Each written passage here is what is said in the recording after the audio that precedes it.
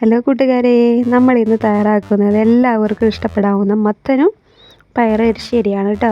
വളരെ എളുപ്പത്തിൽ നാടൻ രുചിയിൽ എങ്ങനെ തയ്യാറാക്കാമെന്ന് ഈ വീഡിയോയിൽ ഞാൻ കാണിച്ചു തരുന്നത്. അപ്പോൾ മത്തൻ ഇതാ നമ്മൾ തൊലിയെല്ലാം കളഞ്ഞ് നല്ല വൃത്തിയാക്കി വെച്ചിട്ടുണ്ട്. ഇനി കഴുകി നമ്മൾ കഷ്ണിച്ചെടുക്കാം. അപ്പോൾ അത് നമ്മൾ കഴുകി എല്ലാം കഷ്ണിയാക്കി വെച്ചു. ഇനി പയർ ഞാൻ നേരത്തെ വെള്ളത്തിലിട്ട് വെച്ചതായിരുന്നു. ഇനി നമ്മളത് കഴുകി ഒന്ന് വൃത്തിയാക്കിയിട്ട് കുക്കറിലിടാം. അപ്പോൾ കുക്കറിലിട്ട ശേഷം അതിൽ മത്തനും കൂടെ ഇടണേ. മത്തനും ഇട്ട് ഇനി അതിന് ആവശ്യമായിട്ടുള്ള പൊടികളിടാം. നമുക്ക് പൊടികൾ അതിൽ 1/4 ടീസ്പൂൺ മഞ്ഞൾപ്പൊടി, കൂടുതലൊന്നും വേണ്ട, കുറഞ്ഞൊരു 1/4 ടീസ്പൂൺ മഞ്ഞൾപ്പൊടി ഇട്ടതിന് ശേഷം പിന്നെ പാകത്തിന് ഉപ്പ് ഇടാം.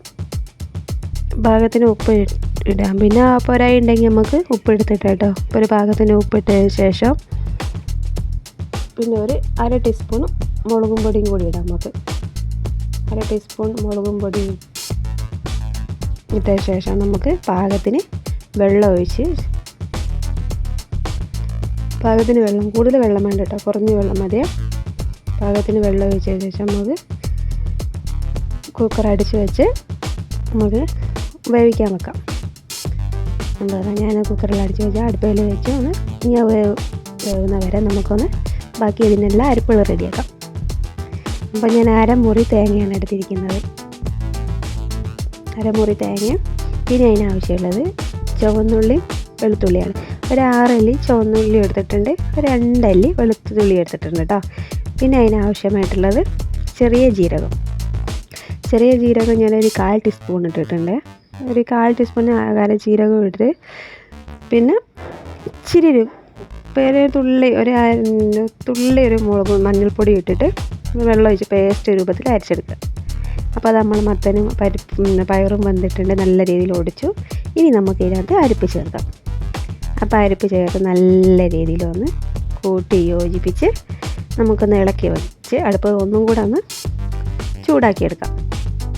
നല്ല രീതിയിൽ ഒന്ന് ഇളക്കി കൊടുക്കണം. അപ്പോൾ നമ്മൾ അടുപ്പയിൽ വെച്ചു, ഒന്ന് ചെറിയ രീതിയിൽ ചൂടാവട്ടെ.